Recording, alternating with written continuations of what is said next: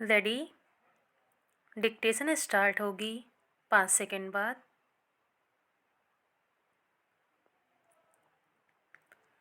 देश में गिरते लिंगानुपात के प्रतिकूल प्रभाव को रोकने और इस गंभीर समस्या को सुलझाने की दिशा में बेटी बचाओ बेटी पढ़ाओ एक राष्ट्रव्यापी कार्यक्रम है। इस कार्यक्रम का मुख्य उद्देश्य लड़कियों या उसके जन्म के बाद को लेकर लोगों की मानसिकता में बदलाव लाना है।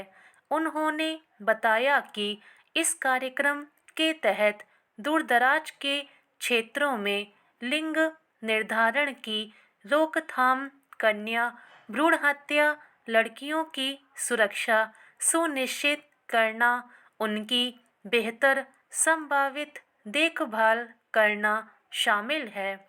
बेटी बचाओ बेटी पढ़ाओ की शुरुआत प्रधानमंत्री ने 22 जनवरी 2015 को पानीपत, हरियाणा में की थी। भारत में बेटियों के लिए चलाए जाने वाला सबसे प्रसिद्ध व बड़ा योजना है। इस योजना के तहत बेटियों की अस्तित्व बचाने की कोशिश की गई है। इस योजना में बेटियों को पढ़ा लिखा कर समाज में एक सशक्त नागरिक बनाने की परिकल्पना की गई है।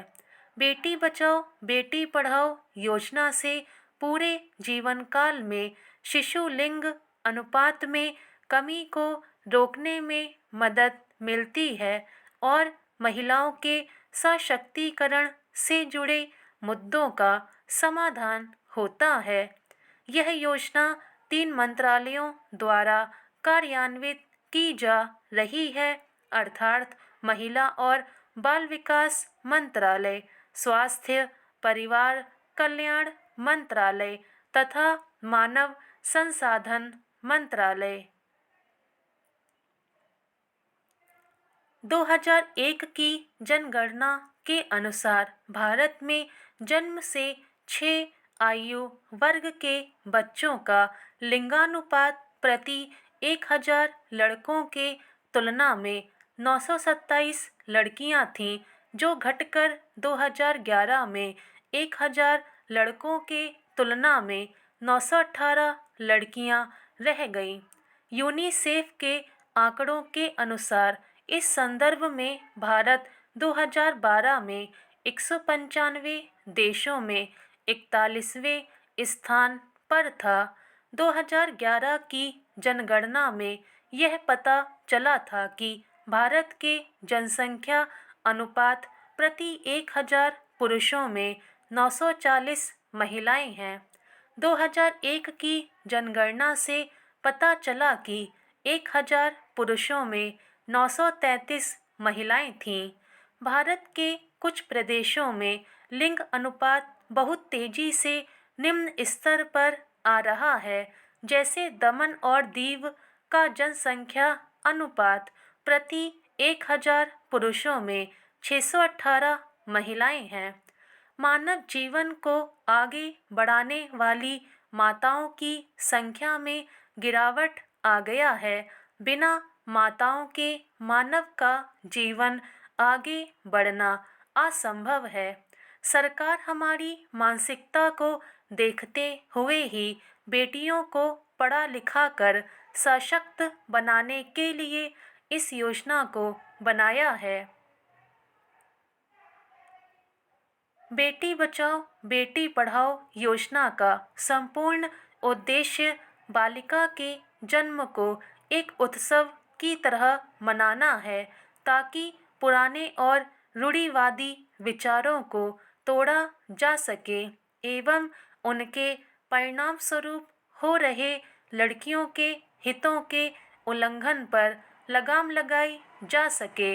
इस योजना को लड़कियों की शिक्षा और उनके कल्याण के प्रति लक्षित निम्नलिखित उद्देश्यों की पूर्ति के लिए शुरू किया गया था।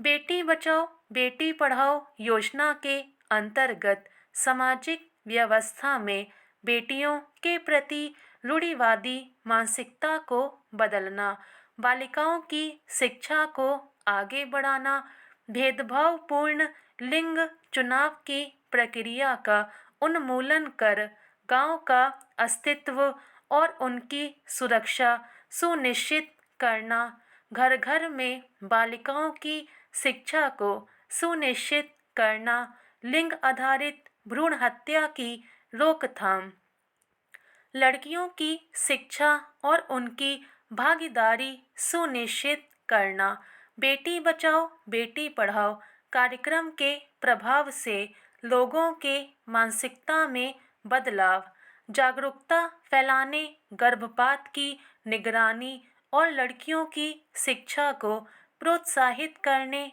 के लिए बेटी बचाओ बेटी पढ़ाओ अभियान में सफलता देखी गई है। प्रारंभिक हस्तक्षेप के बाद लगभग आधे जिलों में जन्म पर स्त्री पुरुष अनुपात में सुधार देखा गया है। बीते एक साल में मुहिम का सकारात्मक प्रभाव देखने को मिला है।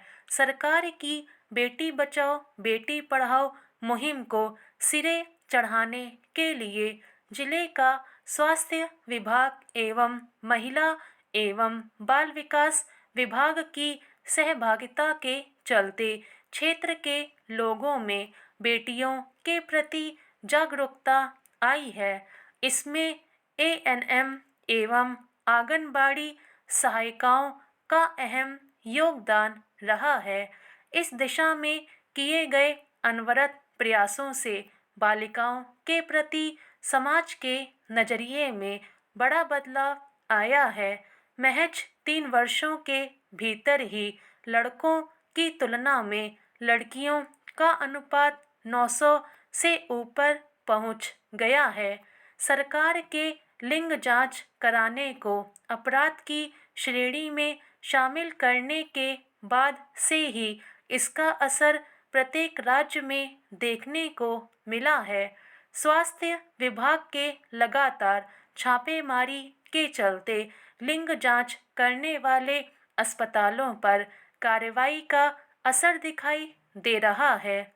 स्वास्थ्य प्रबंधन सूचना प्रणाली में उपलब्ध आंकड़ों के अनुसार जन्म के समय लिंग अनुपात में सुधार हुआ है।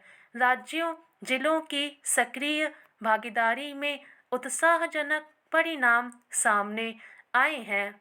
2014-15 में जन्म के समय लिंग अनुपात 918 था, जो 2016-17 में बढ़कर 926 हो गया है। इस सफलता से उत्साहित होकर इस कार्यक्रम को संपूर्ण देश के सभी जिलों में लागू करने का निर्णय लिया गया है। 2017-18 से 2019-20 तक के लिए बीबीपी योजना के तहत कुल 1132.5 करोड़ रुपए की धनराशि निर्धारित की गई है।